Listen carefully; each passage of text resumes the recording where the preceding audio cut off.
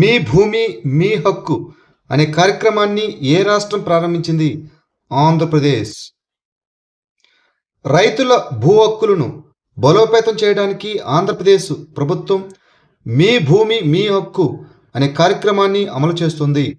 ఈ కార్యక్రమం కింద ప్రభుత్వం 6,887 గ్రామాల్లో 29.04 లక్షల పట్టాదారు పాస్బుక్లను పంపిణీ చేయనుంది. ఈ కార్యక్రమం ద్వారా రైతులు స్పష్టమైన భూ యాజమాన్య హక్కులను పొందేందుకు వీలు కల్పిస్తుంది. 2026 ఈ స్పోర్ట్స్ ప్రపంచ కప్కు ఆతిథ్యం ఇచ్చే నగరం ఏది? Paris, France. 2026 esports world cup ఫ్రాన్స్లోని ప్యారిస్లో ప్రారంభమైంది. సౌదీ అరేబియా వెలుపల ఈ టోర్నమెంటు నిర్వహించడం ఇదే మొదటిసారి.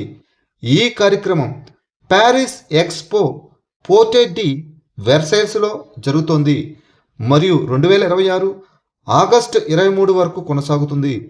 ఇందులో 2,000 మందికి పైగా ఆటగాళ్లు, 25 టోర్నమెంట్లు మరియు రికార్డు స్థాయిలో $75 మిలియన్ ప్రైజ్ పూల్ ఉంటుంది.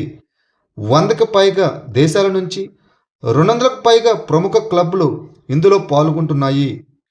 గ్లోబల్ లైవబిలిటీ ఇండెక్స్ 2026 ప్రకారం ప్రపంచంలో అత్యంత నివాసయోగ్యమైన నగరంగా ఏ నగరం నిలిచింది? Copenhagen, Denmark.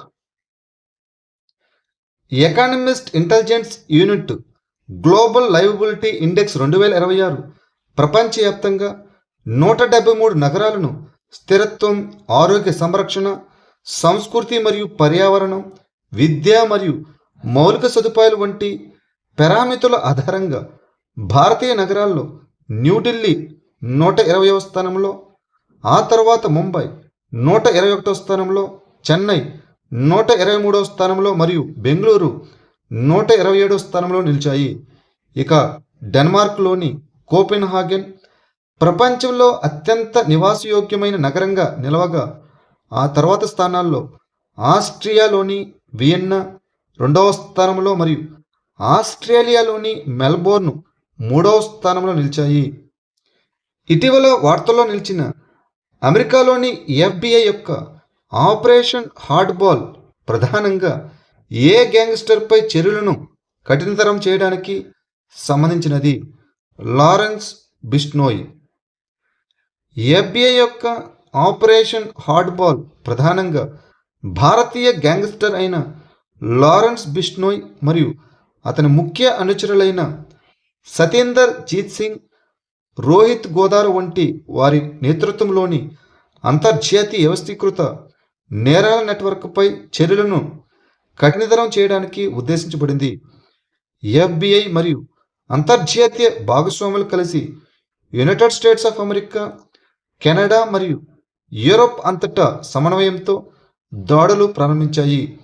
అధికారులు సుమారు 1000 కిలోల కొకైన్, 1 కిలో హెరాయిన్, అనేక తుపాకులు మరియు నగదును స్వాధీనం చేసుకున్నారు. భారత టెన్నిస్ దిగ్గజం లియాండర్ పేస్ ఏ సంస్థకు ప్లేయర్ అంబాసిడర్గా నియమితులయ్యారు? Asia tennis federation, ATF. భారత టెన్నిస్ దిగ్గజం అయిన Leander Paes Asia tennis federation player అంబాసిడర్గా నియమితులయ్యారు. లండన్లో జరిగిన వింబుల్డన్ ఛాంపియన్షిప్ సందర్భంగా 2026 జూలై 7 ఈ అధికారిక ప్రకటన వెలువడింది.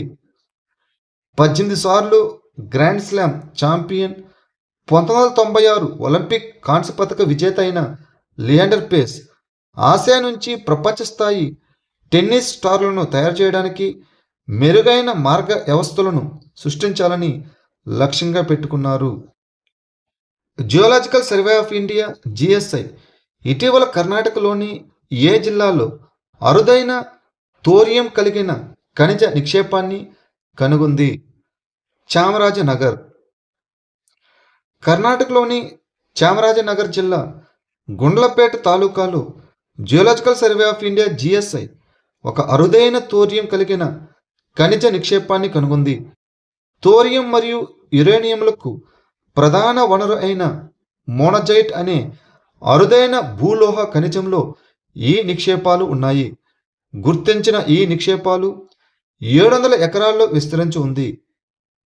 థోరియం అనేది సహజంగా లభించే ఒక రేడియోధార్మిక లోహం మరియు దీనిని ఆశాజనకరమైన ప్రత్యామ్నాయ అణు ఇంధనంగా పరిగణిస్తారు. బెస్ట్ ఎగ్మాంట్ కేస్ అవార్డు 2026లో రన్నరప్ స్థానాన్ని పొందిన ఫైనాన్షియల్ ఇంటెలిజెన్స్ యూనిట్ ఇండియా ఏ మంత్రిశాఖ పరిధిలో పనిచేస్తుంది? ఆర్థిక మంత్రిత్వ శాఖ. అజర్బైజాన్లోని బాకులో జరిగిన ఎగ్మాంట్ గ్రూప్ ప్లేనరీలో financial intelligence unit India best Egmont case award 2026లో రన్నరప్ స్థానాన్ని కైవసం చేసుకుంది. బెస్ట్ ఎగ్మాంట్ కేస్ అవార్డు ఆర్థిక నిఘా, అంతర్జాతీయ సహకారం, మనీ లాండరింగ్ మరియు ఉగ్రవాదానికి నిధుల సమీకరణను ఎదుర్కోవడంలో చేసిన కృషిలో శ్రేష్టతను గుర్తిస్తుంది. ఫైనాన్షియల్ ఇంటెలిజెన్స్ యూనిట్ ఆర్థిక మంత్రిత్వ శాఖ ఆధ్వర్యంలో స్థాపించబడింది. ఇక ప్రపంచవ్యాప్తంగా మొదటి స్థానంలో తైవాన్ నిలిచింది.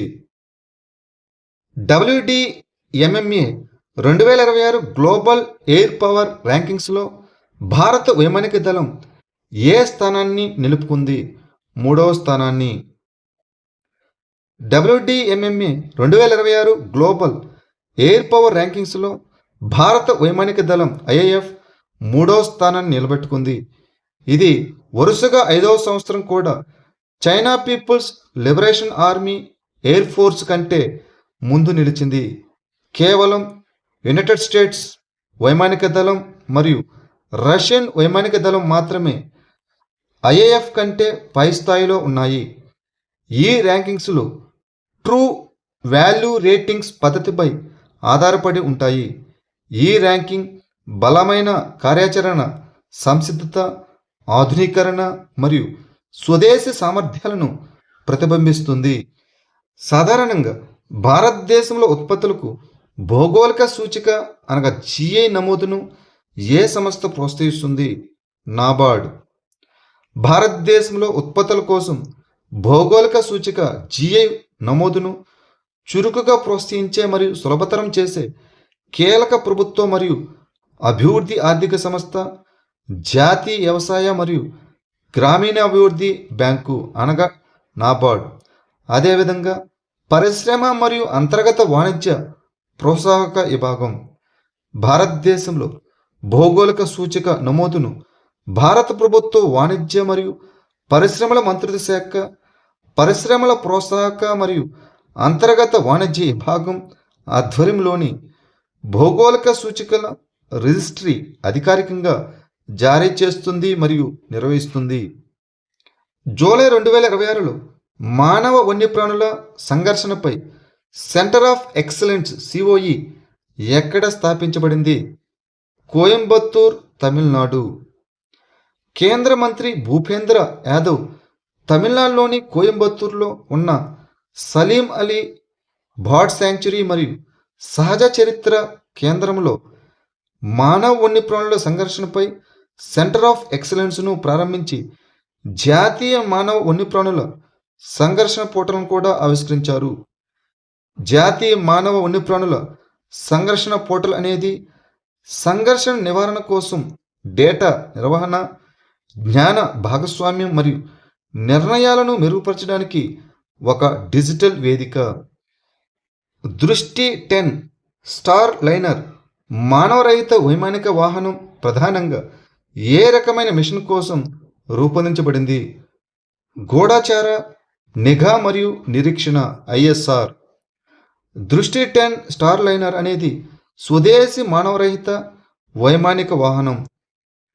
ఇది ఇజ్రాయెల్కి చెందిన ఎల్బిట్ సిస్టమ్స్ వారి హెర్మ్స్ 900 ప్లాట్ఫామ్ యొక్క ఒక వేరియంట్. దీనిని సాంకేతిక బదిలీ ఒప్పందం కింద అదానీ డిఫెన్స్ అండ్ ఏరోస్పేస్ తమ హైదరాబాద్ ప్లాంట్లో తయారు చేస్తుంది. ఈ UAEని నిఘా, పర్యవేక్షణ మరియు గూఢాచార మిషన్ల కోసం రూపొందించారు. భారతదేశ సముద్ర మరియు సరిహద్దు భద్రతను బలోపేతం చేయడంలో ఇది కీలక పాత్ర పోషిస్తుంది.